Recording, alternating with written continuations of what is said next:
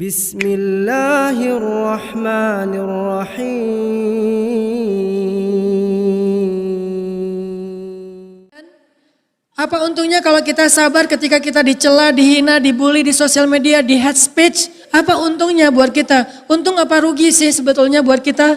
Kalau ngelihatnya dari angle agama, angle akhlak Nabi, sebetulnya itu untung banget. Kenapa untung banget? Dosa-dosa kita diambil sama mereka satu persatu.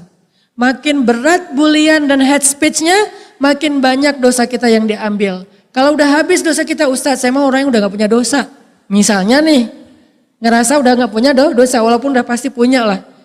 Kalau kita ngerasa kayaknya dosa kita udah banyak banget yang diambil orang, gimana Ustadz? Berarti pahala mereka yang ditransfer ke kita, kan enak ya.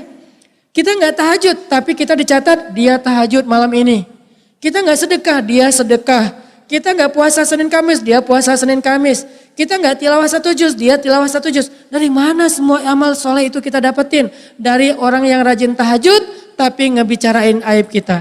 Dari ahli sedekah tapi menggibahin kita. Dari orang yang rajin tilawah Al-Quran tapi membuka aib kita. Dari orang yang banyak berbuat amal soleh tapi masih memfitnah kita. Dari mereka kita dapat pahala itu. Sekarang berarti kalau kayak gini untung apa rugi?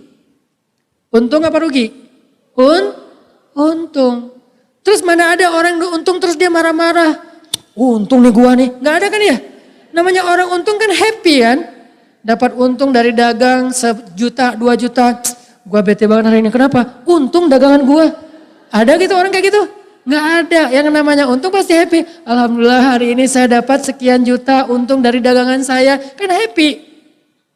Berarti kalau kita masih bete, kita belum benar-benar yakin kalau itu sebuah keuntungan buat kita. Di sini yang perlu dilatih adalah keyakinan as-siqah.